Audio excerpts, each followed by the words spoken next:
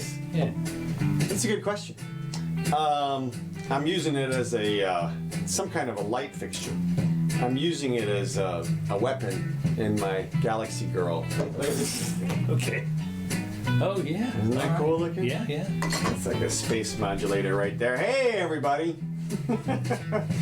We are live, can you tell? This is the Jimmy Doane Show. We do this live twice a week at 4 o'clock New York time right here on Facebook, Sunday and Wednesday in video format. And you can find us in video format over on YouTube and Twitter and probably Gab and Parler. Maybe other places if you search for Doane.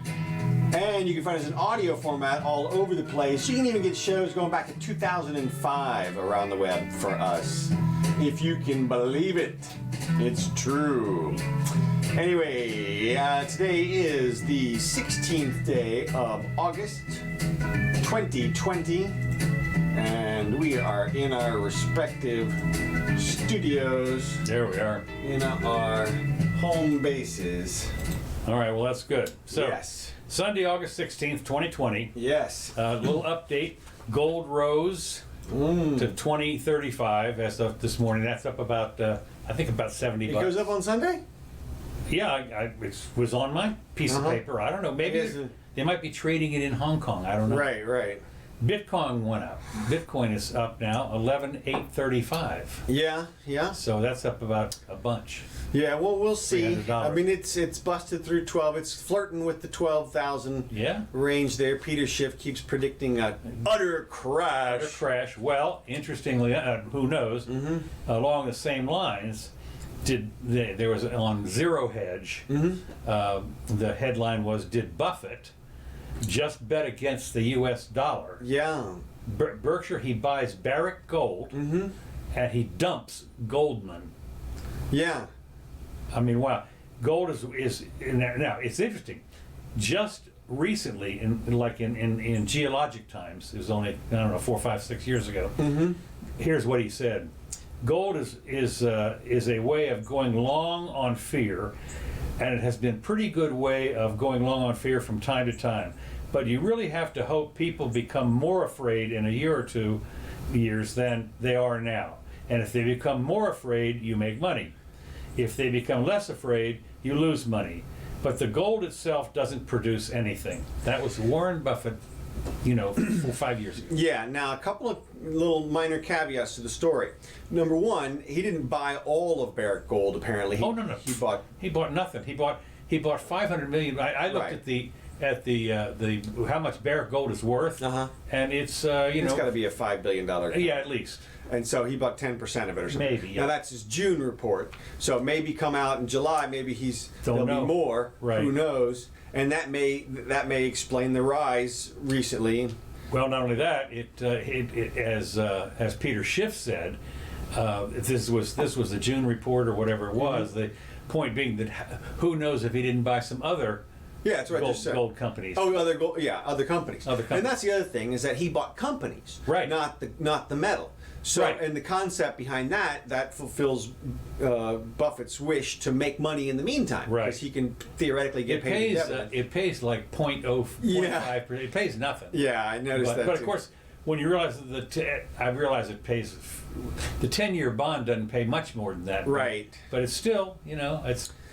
Well, I mean, the hope would be that they would raise their dividend or something. Maybe he could even influence that if he's a large enough stockholder. Well, he's the Oracle. Yeah, exactly. The Oracle from Omaha. But it is very interesting to me and telling that he's investing in gold in any way and divesting from banks in any way. Let me tell you, this is. I listened to Peter Schiff about this, and he went on and on about it. But I don't think he was strong enough. I think this is a really big deal. I do too. I mean, this guy is the mainstream investor, so to speak. According to this latest 13F, which I guess is an SEC filing. Must be, yeah, something that tells you Howard Buffett's Berkshire Hathaway not only dumped all its airlines, but also liquidated huge amounts of exposure to U.S. banks, including Goldman Sachs. So I thought that was telling. When the Oracle makes a move like this, this is not just like buying another newspaper or something. No, This is not, it's a reversal. as I said, I read the comment. Yeah, that was telling right there. I mean, that's the statement. And suddenly, so, I mean, that is a real 180. I agree. I would say buy Digix. I know, that's right. We talked about Digix. Yes. If you, for those of you who don't always listen, go back to Wednesdays, and we'll tell you all about Digix.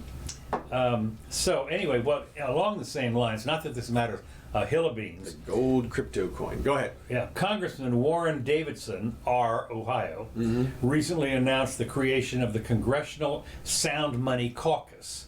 What?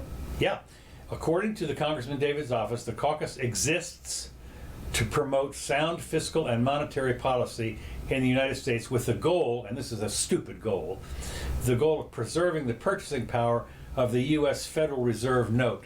Now, think about it. The Federal Reserve note is a piece of paper. It is worthless. Well, look, as long as the goal is to reattach that piece Doesn't of paper. say that's the goal. Okay, well, I mean, but that's ostensibly. I mean, but yeah, okay. Well, that's a pipe dream. The simple fact is the amount of money that's out there. You know, it is amazing when you think about the fact that you can go down here to the coin shop, and for $2,100 you can get a $20 gold piece. Okay, it's 100 times since 1973 when you could have paid $40 or $35 for a $20 gold piece, and today it's $2,100 for.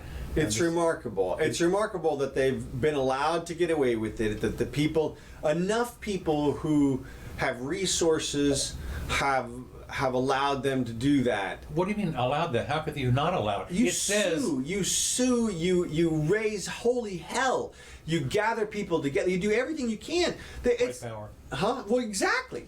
I mean, seriously, that's the war. It's about the money. It's about everything, the value of everything. It's literally this one side of every contract in the United States and all around the world denominated in dollars that they're manipulating. A handful of people, and they're just they're top men, and people just bow and scrape in their direction. Of course they do. But no, not of course. I mean, I can't. I'm thinking to myself of rogue American entrepreneurs, people who, I mean, somebody like Herman Cain or just anybody who rags to riches, made their money, and along the way realized, hey, I'm making dollars, and by the way, the price of them is not stable because these guys can go into a room and make the money machine go burr. And then it all devalues overnight. Or not overnight, but no, not overnight. That's the problem. It's not overnight. But close enough. Close enough, right? Well, as I say, in geologic terms, right? It's close enough. And that's what the only thing I can think that is saving them is that they're doing it just slow enough so that rich people, okay, well, so I live another 20 years and then I lose half the money. Well, okay, or something. Well, but we'll see. I hope these guys do something. Well, again, they've got a really big mountain ahead of them to do anything, and here's one of the reasons why. It's the amount of dollars that are out there so far out of whack with the amount of gold in the Treasury, which I think is fascinating. That this barbaric metal or whatever it is, the Treasury wants to hold on to it for some reason. Why? If you can print paper all the day, why would you have to have gold in Fort Knox? They're still maintaining the illusion. That's what it is. Well, you talk about an illusion. This is like ephemeral. This is like transparent. This is. I mean, the thing is, if you keep telling the lie. You keep telling it. Everybody knows it's the end of the bit.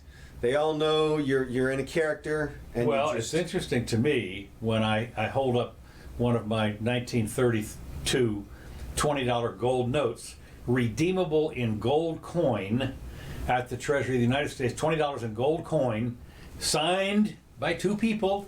Yeah, that's the thing. Two people. It's a promory note. It's a promissory note. And you go there and they look at, that's the old money. It's so much worse than that. The word dollar, the etymology of the word dollar means a specific number of grams. Etymology is bugs. Yeah, same thing. Yes, you knew what I meant. I'm sorry, grammar Nazi does it again. That's right. look, so it means a weight. It means a weight. It's like the pound, the British pound. Right. The reason why it's called a pound is because they didn't want anybody to be confused about Right. the concept. Right. That it was a weight. And the dollar is the same thing. It's a certain number of grams of silver is how it was defined. And so, and now it just means nothing. It means nothing. And so at some point they're going to have to do what they did in Venezuela, and they're going to have to say, well, we're going to reissue a strong currency. They're going to have to do some devaluation and say what you get is it's $35,000 to an ounce of gold, but you get one, or something they're like not going that. to do it to gold. They're going to say the new peso, or what do they use down there? Is it pesos? I don't even know. The Bolivar, whatever. Bolivar, maybe, okay, but they're going to say Well, the new Bolivars are 1,000 to 1. Yeah, but they're going to have to reattach it to a thing at some point. They didn't do it in France when I was over there. Now, of course, but they're suffering the same way. Yeah. I mean, it's come back around again to haunt when I them. went over, the one thing that I say they didn't do it in France is interesting. That what they had done when I was over there the first time in the early '60s, the French could still take all their dollars if they wanted to and march over. And that's, of course, that's why Nixon closed the gold window, Right. was because the French were doing that. De Gaulle said, we'll take our money. It's only been 50 years. It's 50 Right. years next year. Yeah. But I mean, that's still a significant amount of time. But lots of change, technology. We've got the natural deflationary effect on prices. That is to say, I shouldn't even call it deflation, but decreasing effect on prices because of the advancements in society and the expansion of the trade. So people don't notice that the goods are costing them more than they would if there hadn't been an inflation of the money supply. No, you're right. I mean, the simple fact is when you start getting all the stuff from China, for instance, at a third or a tenth the price of what it was, and then it comes over here and you say, well, look, I paid $600 for this washing machine 20 years ago, Right. and now it's $600. Right. You know, seems like fair It's enough. great. It's easy, and it's even better. Yeah, but you can tell when it's stuff like milk, Yeah. That's the same thing. And that's why gold is such a good indicator. It's the same thing, no matter what you want to call it. No matter what you want to do. Well, we'll see. Good luck to the guys. yeah, good luck. Well, as I say, the purchasing power of the U.S. Federal Reserve note, which, okay, like you say, good luck. Okay, the next thing I had on my list here was, and this has to do with the big battle on the post office. Big battle. Hundreds of protesters marched on Postmaster General Louis DeJoy's D.C. home. Yeah. And went out there, all peaceful. And what they did is, I thought it was Still, interesting. you don't go to homes. No, I know, but they did. Yeah. And they claim that Trump is kneecapping the USPS to suppress voters as international watchdog launches a probe into cost cutting. And what they had done internally, they were figuring out how can we cut costs because they're losing their ass. I mean, I forget what it is, but it's billions of dollars a year that it costs the taxpayer to support, even though the post office is independent. Yeah. Supposedly. Yeah. But anyway, they had a noise demonstration. They descended on his house in Washington, D.C. early Saturday morning, and the protesters were calling this a wake-up call, which made sense because it was 7 o'clock in the morning. Well, no, wake-up call. DeMid claims he's working with President Trump. Now, it turns out... Oh, I'm sorry, I let the dogs out accidentally. Accident, right. Yes, release the hounds. You don't go to people's houses, man. That's the thing. You go if you want to go protest the Postmaster General, you go down to the office. That's what you do. And you can sit in at the freaking office for all I care. Yeah. But you don't go to their homes or expect to get shot. That's the way I'm looking at it. If they go on people's property in a mob form, that is imminent threat of death. Oh, you say that, but they all hold hands and sing Kumbaya. And they can get shot together is the way that I'm looking at it. I mean, seriously, that you don't go to somebody's home. That's their castle. Hold up your little baby. That's their retreat. Exactly. Yeah, seriously. I mean, Mothers, milk, the whole deal. Darwin. Okay. Okay. This is because there's no way that the that the people inside the home can in any way feel like their lives are not in imminent danger at that point. I mean, it's just too easy. It's too easy to kill them in 5 minutes with a mob, with no weapons. You just storm the house, you grab them, you tear them to pieces, and it happens. I mean, Well, there is one thing that, and you're right about one thing, and that is. You can't control a mob. No, that's what I'm saying. It doesn't take mom is sitting there, baby screaming, "Don't hurt him!"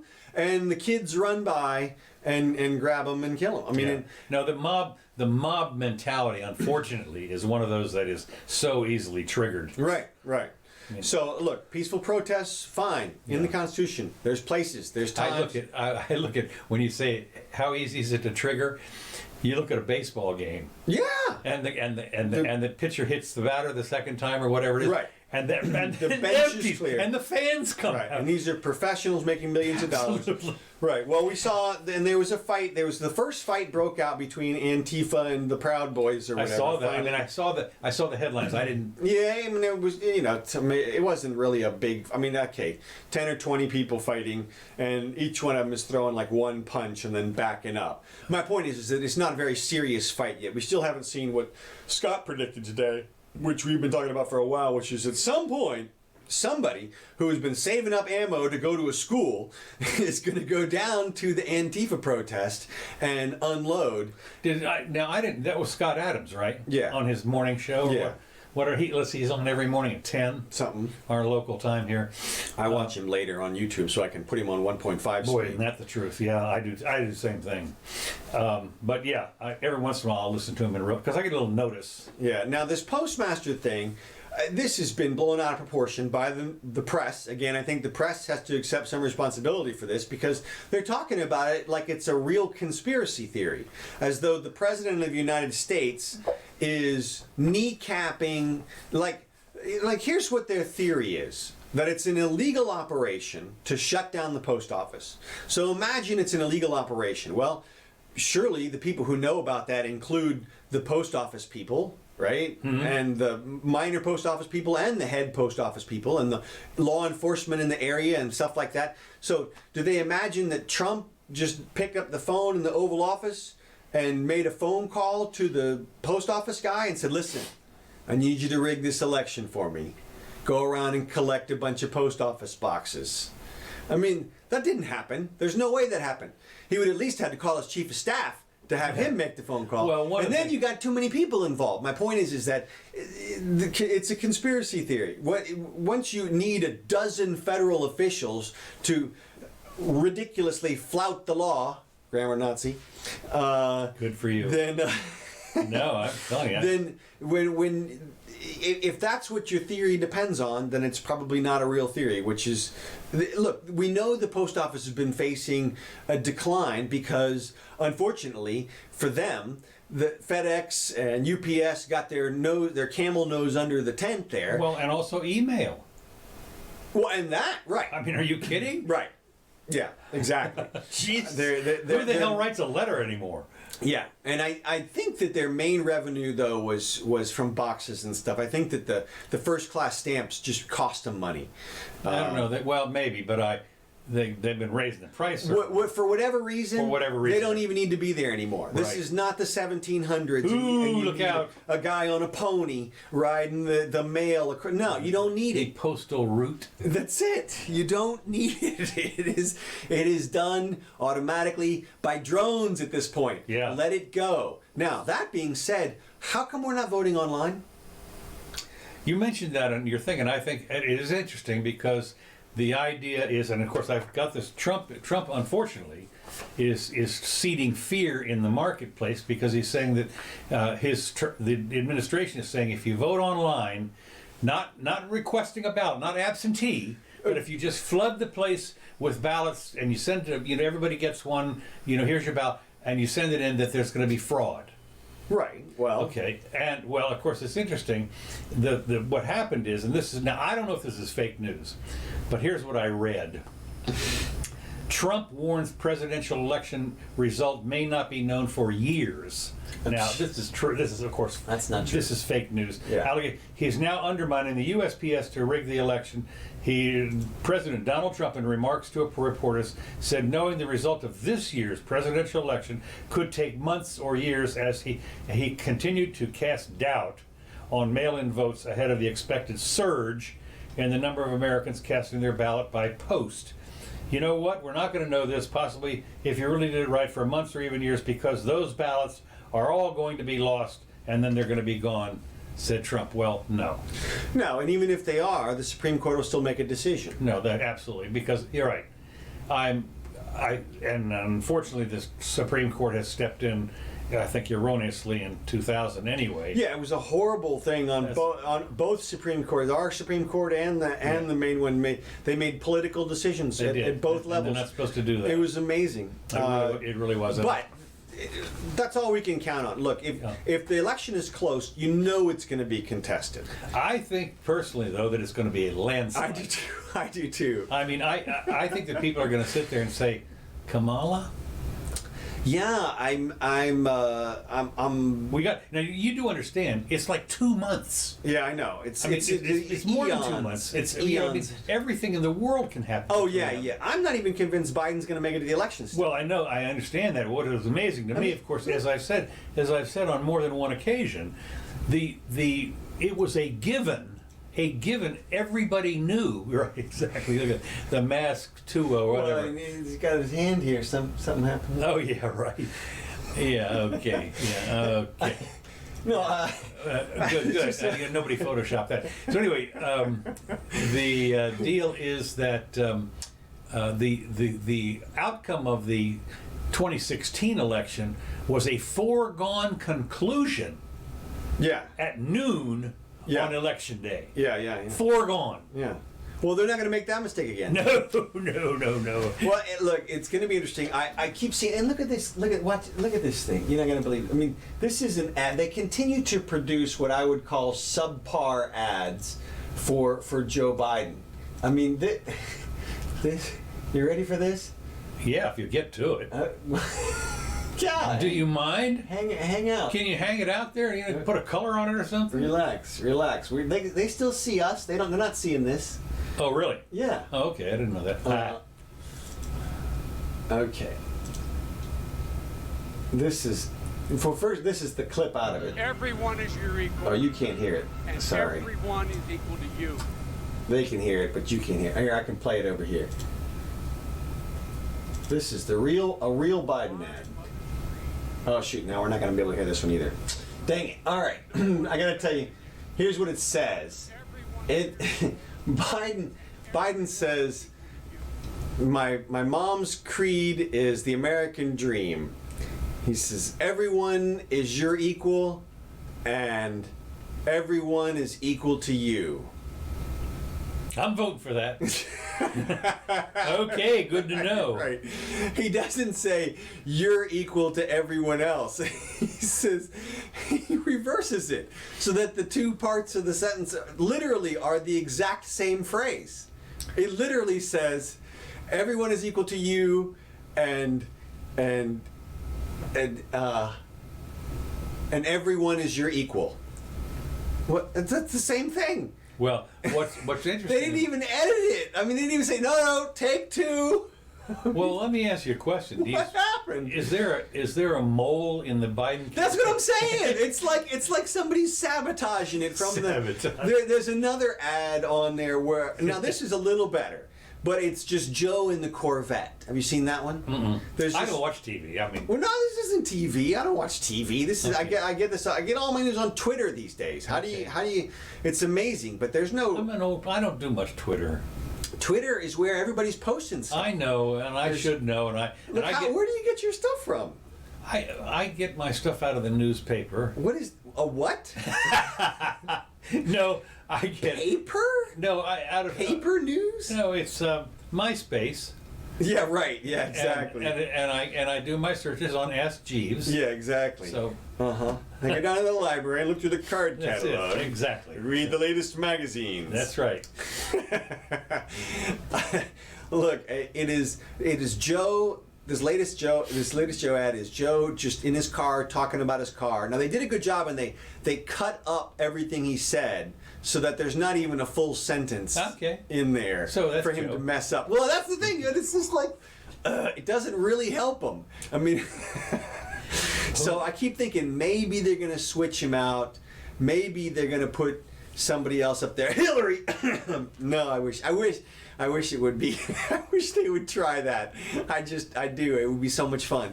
But it wouldn't be surprising to me if somebody came up. You got to imagine they could walk up to Joe at this point. Somebody like Obama could walk up to Joe and say, "Listen, we've all been talking about this, and you're just not going to make it. So for the good of the country, we're going to need you to step aside."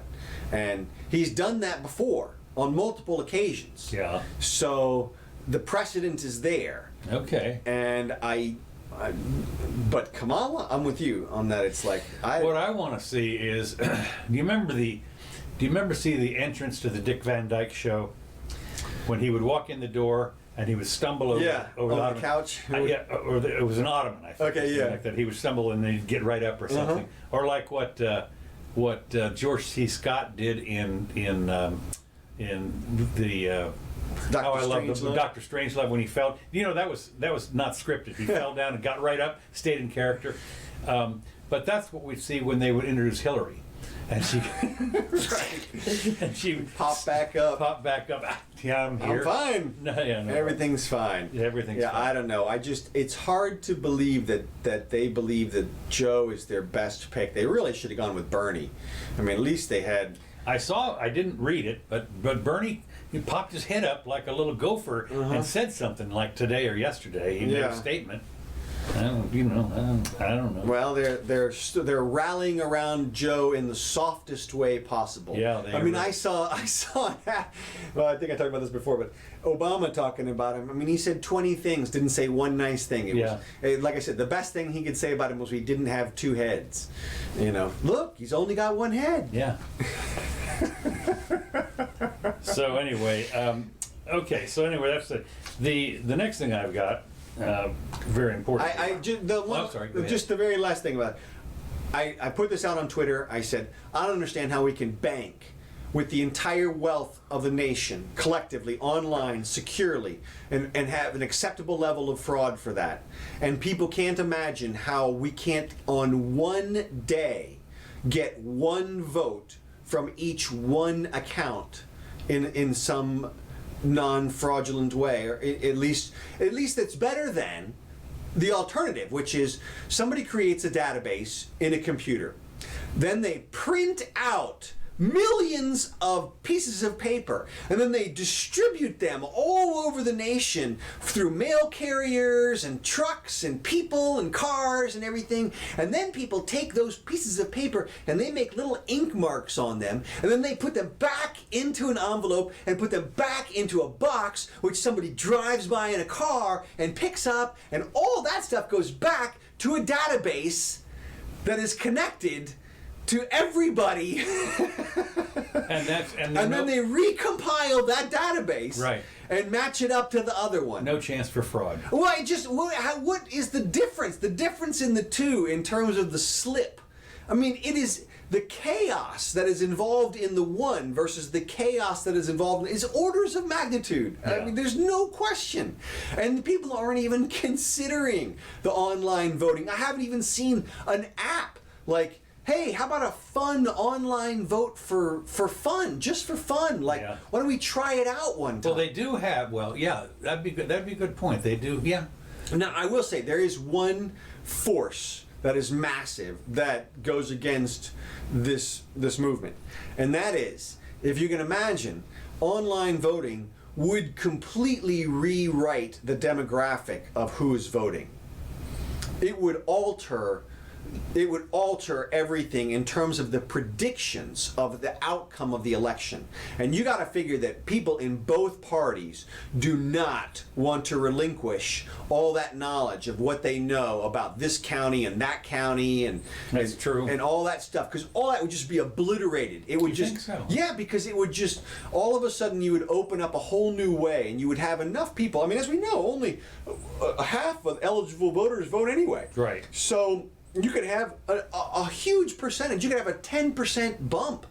It would change everything in terms of the outcome. Maybe people in California would vote a lot more because they're more tech savvy or something, or who knows? It's hard to say. I think it's impossible to say, and I think that is what prevents people from moving in that direction, because the people in charge. I mean, if you're a campaign guy, you're James Carville, you're not gonna just toss it into that. That's a shake the box maneuver right there. Yeah. So, but I would think that if you were going to get walloped in a landslide, that shaking the box might be the way to go. So maybe we'll see it next time around. But like I said, well, a lot of this stuff. Realize a lot of the stuff the governments do is glacial, right. and so this is another one of those things. I mean, when you think about it.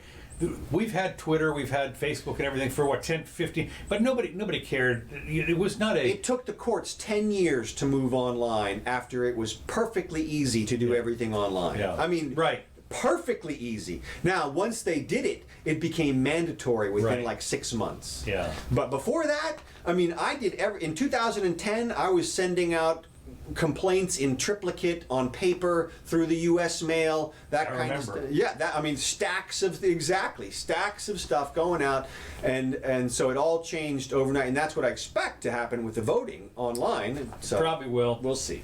All right, keep going. U.S. economist proposes a $12 trillion in slavery reparations to eliminate the black-white health gap. Now, no racism here, folks. This is interesting. A renowned economist has said that he's come up with 12 trillion as the exact number that should be afforded to black Americans in reparation for slavery to help close the wealth gap.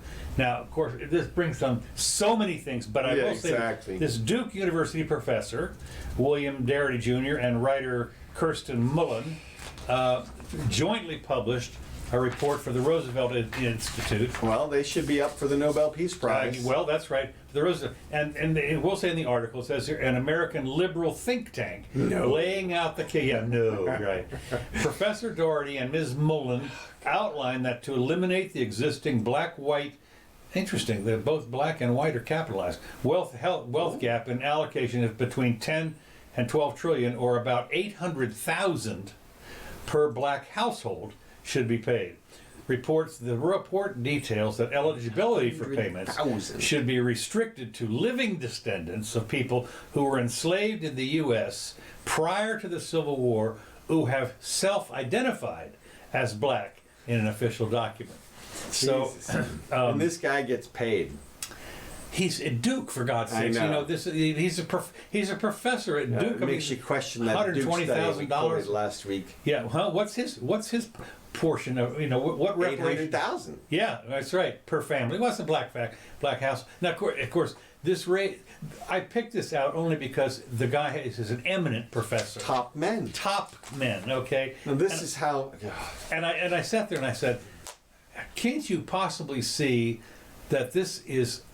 look, Swiss cheese is like solid compared to this argument. Seriously, neutron star material. I mean, really, this is unbelievable. I mean, what do if you had done, what if this is like 9 generations later, whatever it is, and you're white. I don't care who you are, you're white. But you did have an ancestor who was a slave. How much of this are you entitled to? Yeah. And are you considered a black household if you're married, if you... On and on. Yeah, it goes on and on. Your relatives came in. What if you're a white guy whose relatives fought for the North?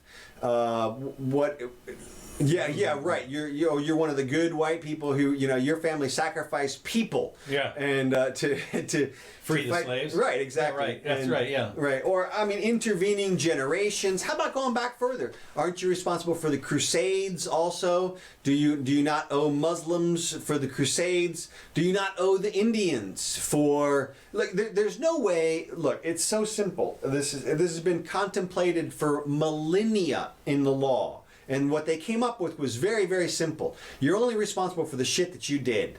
You're not responsible for the stuff that your parents, Well, the sins your of your grandparents. fathers. It's not, you don't Exactly. Have this, when they, because there are, as you know, there are some cultures where Right. your ancestors are venerated, and in fact, you are responsible for the sins. Right, and they realized that was ridiculous Yeah. because, of course, then you can cherry pick any ancestor from any time Right. and any place. What if your great so-and-so murdered somebody? Well, should you be doing jail time right now for that? No. Maybe a little bit. Yeah, right, exactly. Well, that's what this is. And of course, once you say yes, once you say, well, we are responsible. But I mean, this guy's a responsible, supposed. No, he's not. No, he's but not. No, this is the Roosevelt this is Institute. literally the height of virtue signaling. Is that this right? is look how amazingly enlightened I am. And you guys all suck because you didn't think of this before, and you're just not good people. I'm a good person because I'm telling you who deserves what among you based on some segment of the past, not the whole past, just this one particular segment I'm going to identify as particularly bad and let people, I mean, there's no way you could 23andMe everybody out to, there's just no possible way. And then of course, I mean, even if you could do all of that, then there's the question of who pays. It's nobody who did anything. Yeah, I The know. taxpayer. Right, exactly. You print the The money. government, exactly. You print the money. You print the money and hand it out. It's just so many fallacious things. I don't even pay attention to those things anymore because I'm thinking. I had to bring it up just because it was a Duke University professor, and it's getting a lot of play this week. Yeah. Still, but and there's guys. I got guys on video here. In neighborhoods, there's mob standing outside of house screaming at the people inside, saying that they're gentrifiers. Right, and they have it here. They're really upset. This here in our town, they've put a moratorium on a place because there's too much student the housing. Duck Pond area or something, or what? No, it's actually. It's in what they call the Pleasantville district. Okay. Of all things. You remember that movie, Yeah. Pleasantville? Okay, but that's what we have. We have a district here called Pleasantville. Which is the simulation wings. That's right. Well, it's a traditionally black neighborhood, and they want to keep, the people that are there want to keep it that way, and they're worried. Yeah, because so it's real simple. Don't sell. Well, that's one thing. It's so easy. And of course, what's happened, I don't want to go through the whole story on this because it is kind of ridiculous, but it's obviously people have been selling. And one of the things that is a problem, a little bit of a problem, is that as the students, of course, I don't know if we're going to have any students anymore with this pandemic or whatever, but there have been, the student housing has been going crazy over there. And and the student housing eats up, a whole city block at a time. And so they tear down. As we know, it's whatever the market wants. That's right. It's whatever the people want because the people are all equal, right? Yeah. And so if one wants to buy something from somebody else, they can do that, and one can sell and one can buy. It's all freedom. It always is interesting to see when you go in and you do a little research and you find the little old lady who didn't sell. Right. And she's got towers all around her little house there. There's a bunch of that in LA right now. Oh, is that right? In Venice Beach.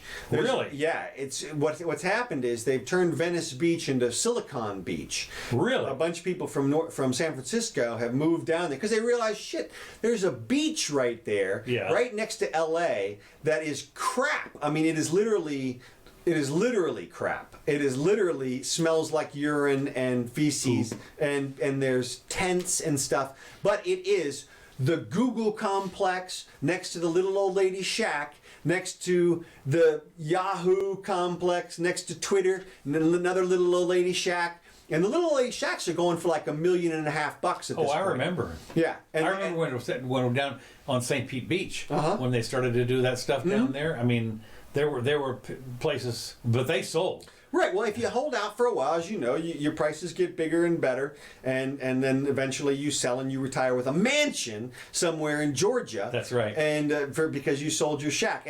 And do you feel bad that you helped gentrify the area? No, because you got your money and you got out of there. And we got people here that are all over that. I mean, they just I've lived here for 60 years, and now you want to? I'm telling you, sell out for God's sakes. Yeah, you paid $30,000 for that thing 50, 40 years ago, whatever, and now they're going to offer you $3 million. Right. Get out of town. Right, exactly. So, well, look, look, times change. Yeah. And there's nothing you can do about it. Freedom means that people can sell around you if they want to. It's their property. It's not yours. Not your neighborhood.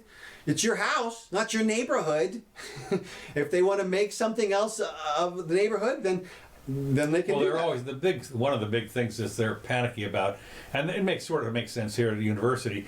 They're worried about the student housing being next door to your house because there's a lot of kids running around and stuff like that. But they always talk about, well, do you want an atomic power plant next to your house or something? It ain't going to happen. I mean, nobody's going to build a gas station in the middle of one of those places or whatever. Well, I mean, they should. That. Well, I know. I say that. Yeah. It's interesting. One of the places I think it just closed down. One of the more famous places was right across from the law school here. There was a little store that was the center of everything, just about. Wilbert's. Yeah, Wilbert's, right, yeah. Yeah, and look, and you talk about that power plant thing, and I think that's important because that's the kind of thinking that is causing rolling blackouts in California. Boy, I was going to talk about that. Yeah. I mean, can you imagine?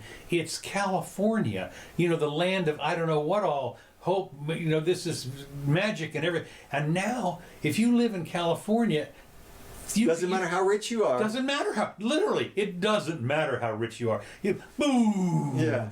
Well, I'm thinking to myself. I keep thinking, all right, the super rich people probably have backups. They got generators. They probably have a whole freaking building next to their house with generators and HVAC and solar rerouting and all kinds of stuff so that they can go off the grid when Or they have another house. What, in a different state? Utah. Well, yeah, sure. We're going to California. We're going to Florida for a while. Yeah, no, I'm thinking out loud here because I'm thinking to myself, how can the normal person in California imagine that it's just too hard to keep the power on? We tried, and God, it's just so hard to keep the power on. I mean, we really tried, but we don't want you building any nuclear power plants or anything. No, that's right. I mean, listen, don't get crazy, all right? But the power, we're going to shut the power off for a few hours every day during the middle of summer. God, Venezuela, here I come. I just can't understand how they could look at their rulers and not understand that someone is keeping them from having power. Yeah. I mean, it's a government power. Guys with guns will not let somebody build the appropriate structures to serve you. And there was a huge amount of fraud, of course, years ago because they were metering the power out, and the brokers would sit there and they'd say, well, we can get an extra, $10 an hour for electric per watt or whatever it was, and they would reroute the power around depending on, and they were getting super rich. I think this might have been Enron or something might have done some of this. Look, whenever you have a forced a monopoly on a thing, and it serves jillions of people, you're going to get fraud.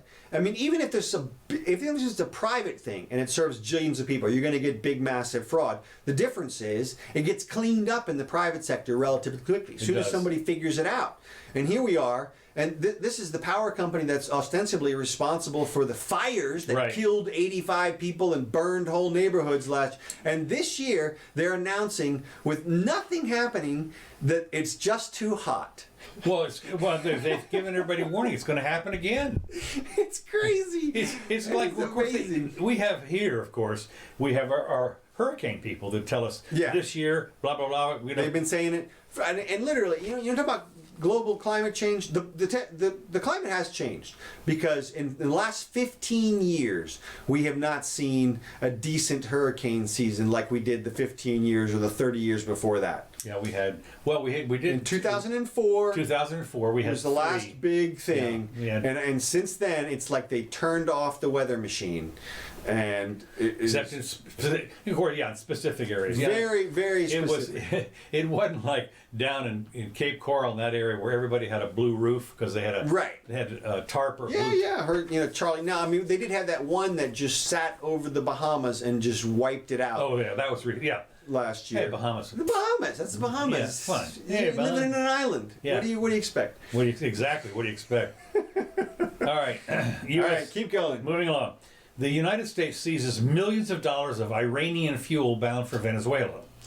apparently there were three huge tankers on their way there, or four huge tankers bound for Venezuela, largest ever seizure of its kind. About 1.1 million barrels of fuel were confiscated by the United States government with the assistance of, quote, foreign partners. Washington said the shipments violated U.S. sanctions. Now we have a blockade. Do you remember which it was episode 1 in Star Yeah, right. Well, a blockade is illegal. That's right. The Trade Federation had a blockade, and so confiscated with the violated U.S. Iran's ambassador to Venezuela said that neither the ships nor their owners were Iranian, and you go in there and grab them. They seized the property, is now in U.S. custody, said a statement without specifying anything else. But I thought it was interesting that, you know, the United States for some reasons has felt we can just run down there and what are they going to do with the oil, I wonder, with the gas, oil or whatever it is. I guess we got 3 tankers worth. Maybe the gas prices will go down here. Yeah, I don't know. I thought it was, to me, as bad as things are, and you just arbitrarily, the United States typically just sanctions everybody that they sanction North Korea, Yeah. Iran, Venezuela, who knows what. We're doing that today, and I'm with you. I don't understand what we get out of that. Like, how does that help us in any way? Well, How is that related to national security? we got 1.1 million barrels of oil. Yeah, but that's Drop in the bucket, not Yeah. for what you had to spend. How did Yeah, they get? seriously. They said there were no. Apparently, according to the article, there were no. There wasn't any battleships that got it. It was like private people that stopped them or something. Not private, speedboats. I don't know. Pirates. American American pirates. pirates. Well, they were. They were I mean, coming look, up. what are we doing down there? I mean, look, I We're understand. coming up with pirates. Look, there's obviously an issue with Iran, and that's probably where it is. Probably doesn't have anything to do with Venezuela. It probably has to do with Iran and the concept of right. That's right. And so, Yeah, and that's they have been blowing stuff up. I think that Beirut thing was related to Iran. And when we saw this week, Trump landed that deal with the UAE Yeah. and Israel, which I think is related to Iran also.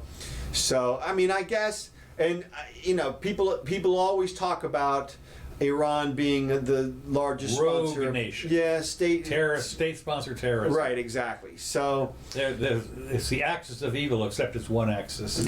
that's right. Yeah. It's the point of evil. The point of evil, right? Well, I don't know, but I guess I mean Venezuela. When I think about that, poor Venezuela. Yeah. They have just started.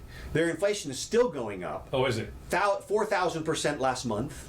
I What are heard. they using for money? It's like barter, exactly. Yeah. And there are people I read this week where there are people who are getting into a new profession in Venezuela. Is you go down to the junkyard and you get an inner tube from a truck. And you take your inner tube and your fishing pole and you get some flippers and you paddle out into the surf and you catch fish. And then you come back with the fish. And you got to be really careful not to reel them in too fast in case there's a shark coming after the fish that you just caught. Well, now what if the hook catches your inner tube? Well, that's a huge problem too. So they put the hooks in their hat and stuff. But my point is that these are people who are desperate. The economy has collapsed. They are one step away from some kind of a revolution down there. Well, yeah, from a fourth world country. When you think about it, I would imagine there are people that are old enough in Venezuela to remember when the country was rich. Oh yeah. Oh, plenty of them. Yeah. They've got to be. It's got to be just maddening to watch this descent. That's just somewhat.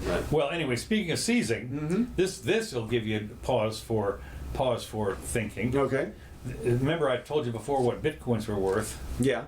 The U.S. federal agents have seized millions of dollars in Bitcoin from terrorist groups in Al-Qaeda, and Hamas. A press release published by the Department of Justice Thursday says it's the government's largest ever seizure of cryptocurrency from terrorist organizations. It was just a facet of a broader initiative to dismantle the financial operations of terrorist groups. Agents with the F.B.I. and other Homeland Security and so forth apparently all found a way to get a hold of this and get the money. What happened was Al-Qassam brigades and Al-Qaeda regularly asked for cryptocurrency donations to support their cause. using social media to amplify their requests. So they started doing this apparently a year and a half or 2 years ago. The problem was they weren't anonymous organizations. They got on there and they set up somehow on social media and said, we are Al-Qaeda and we're a terrorist organization. Right. If you'd like to support our terrorist ways, we'll take bitcoins at this wallet number, whatever it was. So apparently it didn't take too long for 10 tokens get you 1 killing. That's it, right.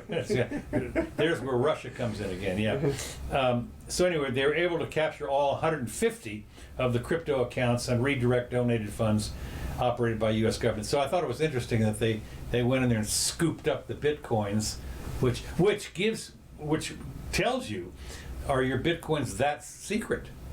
I mean, you know, They might have got a hold of passwords or... Yeah, quite a bunch of... What they said was that they weren't... The organizations told them, everybody, who they were, so maybe somebody cracked in there, like you said, and found the password or whatever it was. But anyway, now again, you don't know how much they got or where they got it from and so forth, but it should be a warning flag that the government, if they really want to, is going to probably come and get yours. Yes. Now, of course, if yours are on your own computer, I don't think they'd be a little hard to do. Yeah, I mean, well, none of them are on your computer, as you know. They're out there in the universe, and they only exist so far as they're verified by the users who are part of the network, which is blockchain. Yeah, and that's why it's so cool. It's decentralized. You actually have to get a bunch of people to agree, sort of their computers, I shouldn't say people, their computers to agree as to where the transfers are going, because they do it all with probability and such. It's really cool. But you know, I don't see any. I mean, you know, to me, the worst thing about the Bitcoin thing is that one guy is still in prison for it. Yeah. The Silk Road guy is still doing life in prison, like kid, for setting up the place. Yeah, that's really bad. Okay, I'm going to go on here. We're going to real quick now. Sure. I'm going to go through coronavirus. Do it. Okay, coronavirus spread in... Here's the new fear. New fear coming up. Coronavirus spread in Georgia is widespread and expanding, says the report. The White House Task Force report warns the coronavirus spread in Georgia is widespread and expanding and strongly recommends a statewide mask mandate, according to the Atlantic Journal-Constitution. Republican Governor Brian Kemp was to sign a new order yesterday, Saturday, that would have allowed local governments to mandate masks, because that's what our local government does, but only on their publicly owned property and not private businesses. Well, here in our town, the local city people have mandated it for private businesses, and there's a sign on there, and apparently you can, I don't know, who knows. So the fear is out there. This COVID thing, I'm trying to figure out if this COVID thing ever dies down or whatever. Oh yeah, oh my God, this was down in Melbourne, Australia. Yeah. That was unbelievable. I mean, how could... Here's your mask enforcement going on. There's your mask enforcement. This poor girl. I can't believe she doesn't know the choke escape, though. I mean, that's like the first thing they teach you. Well, she's going to learn it now. Yeah, she totally is. She's going to look that one up. But look at this. Yeah. I mean, and of course, the other cop girl is standing there. Yeah. As I say, if I'd been there, look, this is what you get when you tell somebody that they have to arrest somebody. This is what they do. Because this is what arresting is.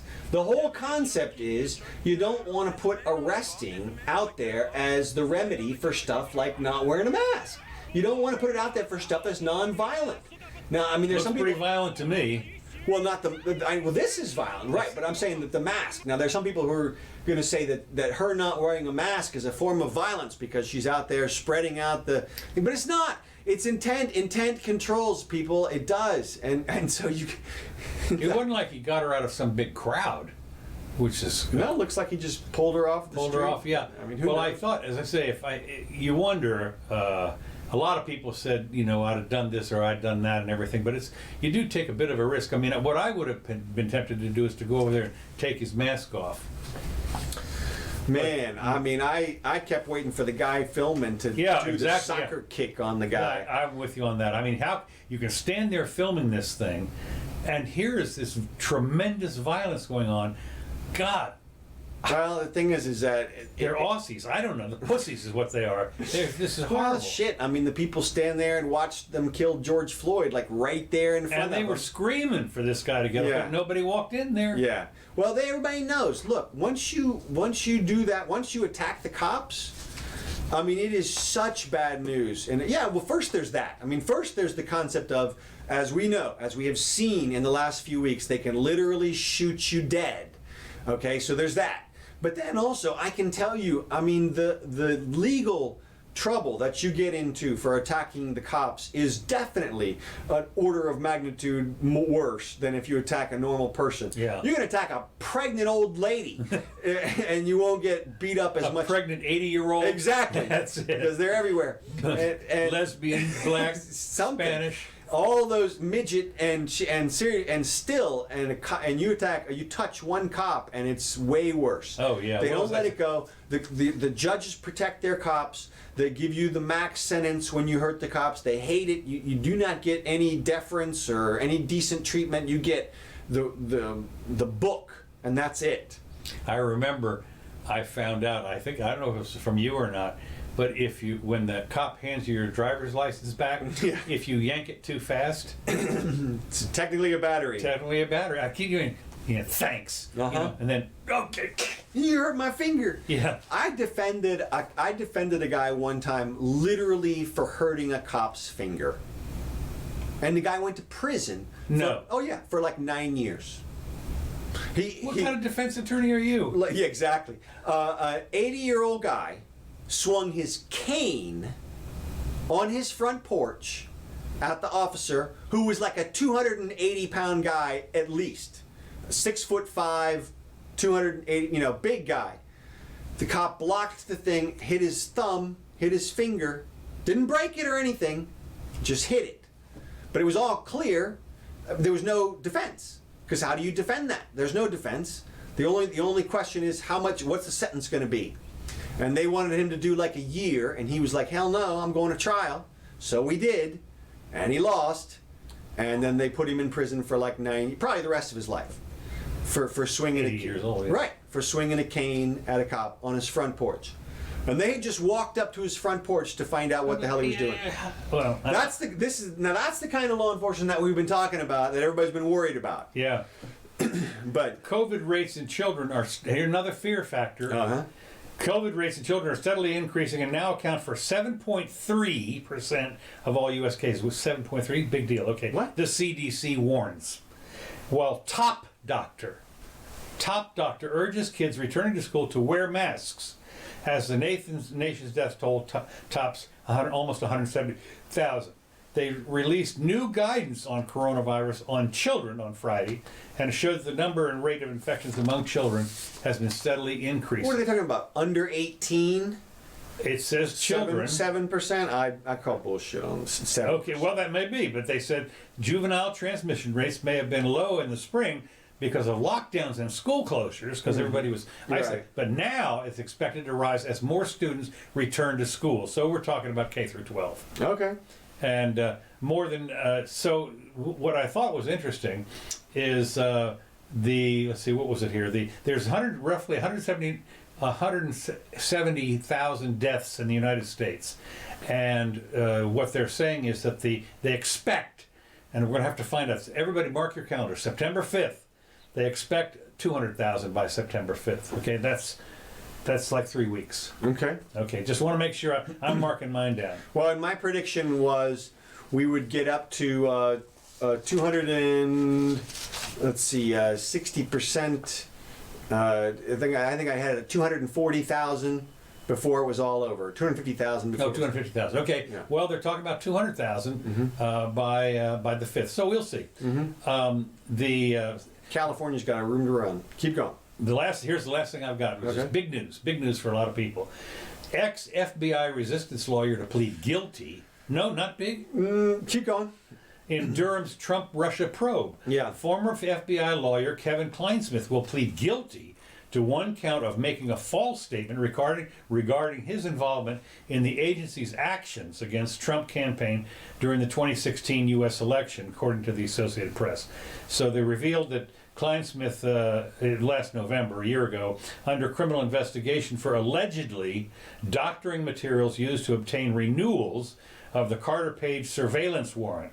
And he worked on both the Hillary Clinton campaign and email investigation and the Russia probe, and was part of the special counsel Robert Mueller's team, and interviewed the Trump campaign advisor George Papadopoulos, whom we know was snagged in the... Right, so at first glance this looks like a big deal or whatever, but when you drill down, here's what I see. They talked about him altering materials. Do you know what the materials were? It was an email. He altered an email. Okay. And what he did was, apparently, he left out some information about Carter Page being part of, under FBI or CIA pay. Okay? So the allegation is that he materially altered an email in order to influence the filings by the FBI. So we're supposed to infer that the FBI made their decision about what they were filing in court based on this email? That they had no other basis of knowledge for whether or not Carter Page had CIA contacts? That this was the linchpin information? I'm not buying that. Okay. This is one email.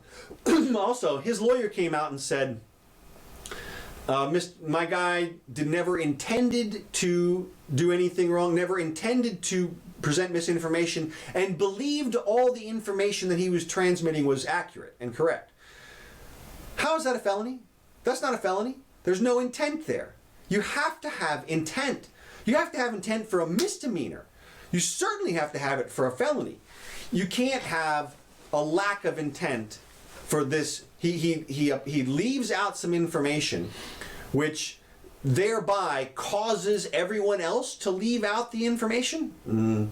This to me looks a lot like the Flynn pleading. Okay. He pleads guilty to one count of some kind of vague, fraudulent supply of information that is supposed to materially affect the chain. He didn't file the documents with the court. These weren't court documents. This is just a little bit of information transferring around in the FBI. Well, so the question is, why is Barr going after this little fish? Because you go after everybody. Okay, so what I guess what we're waiting for is to see what else drops. Right. That's the whole thing. This is the squeeze guy. Okay. This is the Flynn guy. Okay, This is Flynn for the other side is what this is. Okay. And they're going to take this guy and they're going to say, you better tell us everything now. And better than that. No, come on. No, you can do better than that. Yeah. Make it up. That's exactly. That's what I'm saying. And I'll confess to anything. That's it. And look, and they've obviously got this guy because he's going to plead guilty to this one thing. Right.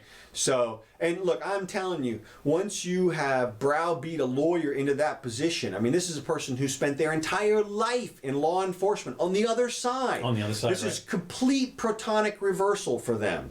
So. The guy's broken at this point, and they're gonna wring him out like a wet towel, and so we'll see what comes out of it. But I'm not thrilled or in any way excited. I was with you on this. Yeah. This looked to me like a little minor minnow thing. Okay, Yeah. but because it was Barr. Right. I think this is the camel's nose. It could be. That's what I'm thinking. Yeah. If That's it what they want it to be. Yeah, right. And so but you'll note Hillary apparently does not have to answer I saw that. questions. That was kind of interesting. That's huge. That's huge. It's right. huge because she got off the hook. she on that, did. right She there. pulled the strings on that one, man. I mean, boy, whatever she had to do, she knew she had to get out of that, and she did. Yeah, that's so, amazing. Good for her, but. All right, well, that's all I have. All right, well, I got a couple more things. The schools. There are schools all over the country, public schools, that are opening, but not as schools. No. They're opening as learning centers. Ah, yes, of course. And you can bring your kids there, and you can have them learn, but you're going to have to pay. What's wrong with that? It's already paid for. This is No. the public school system. I know, but see that now it's becoming private. It's true. That's exactly Guess what's what? happening. Guess That's exactly what's happening. This is what a private school looks like. That's right. That's right. We'll set up a new system. It's all different just for you, and you got to pay us.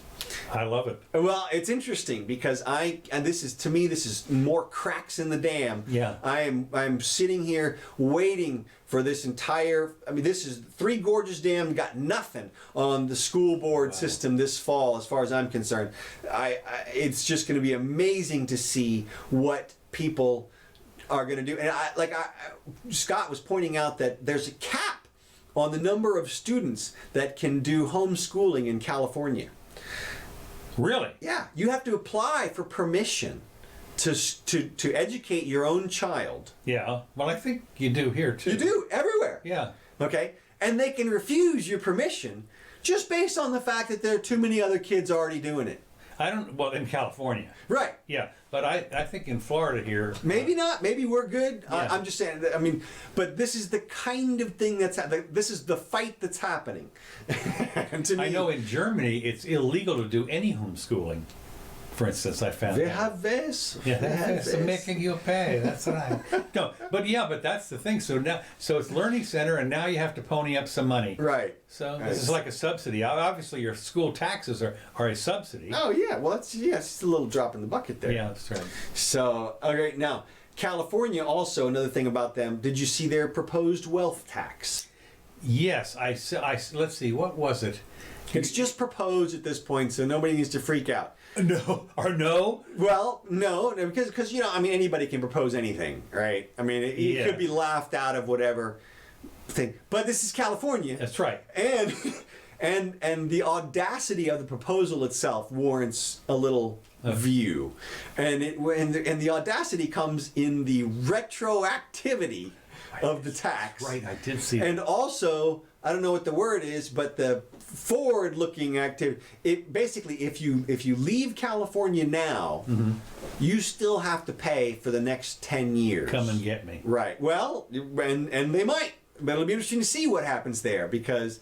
But look, I don't think this is going to pass because of that. Yeah. Because you're not sending the California Highway Patrol into Utah to go bag somebody who's not paying their California wealth tax. Yeah. And 9 years from now or whatever. Also, if you moved out 9 years ago. That's what I heard. Yeah, you that was the still thing I got. It was retroactive. Right. And so here you've been living pleasantly in Texas. That's right. For Because you saw these the many writing on the years. wall. Right. Yeah, low these many years, and they're going to what? Right. You know. Now here's another thing. What if you're somebody who moved out 15 years ago? Yeah. You see them pass this one. Well, then what's to stop them from expanding it? Well, that's true. Hey, you lived here once. And like Scott said, he pointed out, which I thought was perfect, you went to college here. You got your education here. We're entitled to a piece of all of your money. Yeah. I mean, this is just more of the socialist thinking that is happening right now. Like I saw some tweet that got passed around and shredded online, thank God. But somebody tweeted it, it looked like, it could have been a bot, but the tweet said basically, everybody owes me money because socialism. You know, you didn't build that. You made your money off of this road. The little that minor road. problem you've got, of course, is that everybody can use that argument. Right. So everybody says, you owe me money. Right. But where's that money coming from? Well, I mean, exactly. there- But, it doesn't matter. It's whoever speaks up right now, I guess. takes a little of it. I mean, you got people down there in people's neighborhoods screaming at give up your house to us. Give up your house right to us. Oh, my God. Like, I mean, it's, geez, I thought we were more educated than that. But I No, mean, it we're could be not. just one, could be a small handful of people. Okay, real quick, couple of the things here. Did you see Kamala on Colbert? No.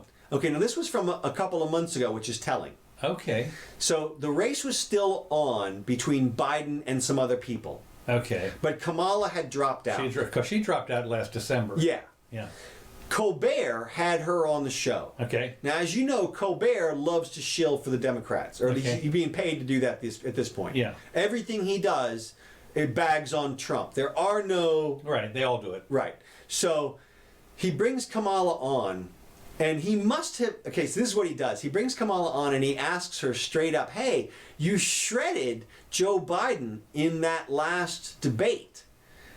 And what but now you endorsed him. This is after her endorsement of him. And what does she do? She just laughs. She laughs and she says, "It was a debate. It was a debate."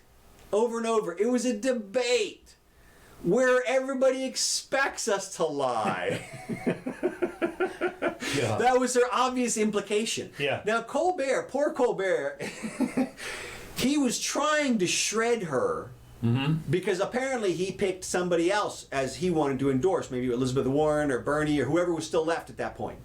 So he was going to shred Kamala because what were the odds that Kamala would end up back in the race on the ticket with Joe? Yeah. 0. Yeah. But here we are. And now there's this absolutely perfect slicing and dicing of her where she comes out and literally says, "We just lie at the debates." And everybody knows it. I mean, he owns her like an old school comedian owning a politician. Yeah. And this is what I mean. She doesn't have the sense to even lie again better.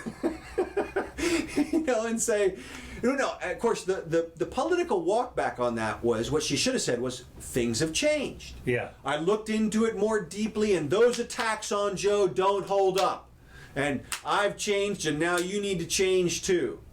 Because Joe is on the up and up." That's what she should have said. No. She whiffed it. I mean, whiffed it. Yeah. Good, whiffed it. I like that. Dude, totally. So, okay. Let's see.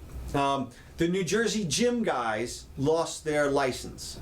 You saw that? Yeah, no, I did, but I figured they would. Yeah. Well, that's a fight that we've been predicting for a while, which is some business tries to fight the government. They're losing because they're the little guy. We'll see if anybody jumps in on their side, if anybody else picks up the fight or anything. Right now, they're getting clobbered. So I'm waiting for him to go to jail for it. Well, this is one of those things that you could understand. Although unfortunately there's precedence against this, but you could see this going to the Supreme Court. Right. Because you can't just put me out of business like that. Exactly. It is not the least restrictive means. There's two ways. The government can violate your constitutional rights, your basic fundamental constitutional rights. The government can violate, according to the Supreme Court. But they need two factors. One, they need a very compelling government interest. So you could argue, at least at the beginning of this whole thing, that we didn't know what the hell was going on, the COVID thing. Could be killing people left and right, everybody dies. It could be a national emergency. So okay, there's your compelling interest.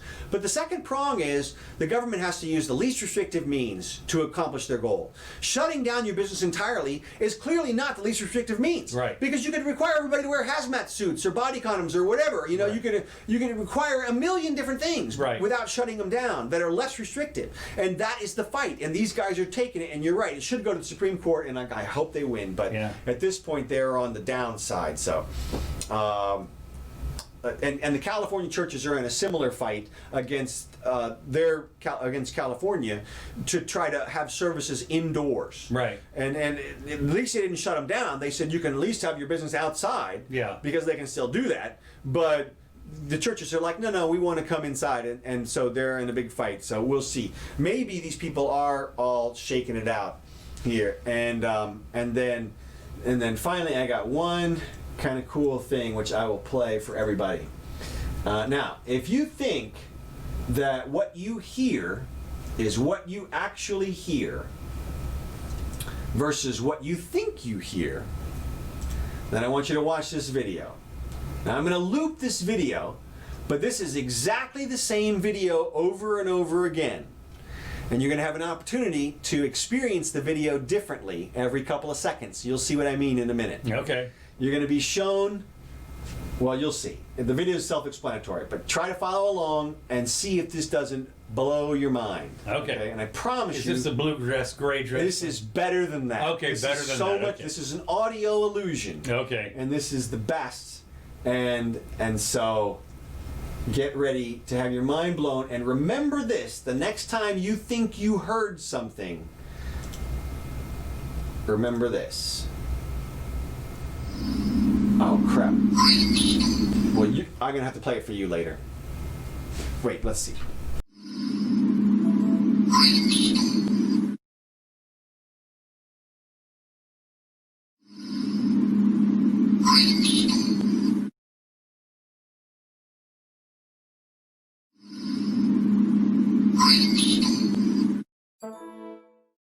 They can hear it, Okay. but we can't. All right. So I'm gonna play this for Jimmy in a minute, but I know all you watchers are going through this. So that's reality right there.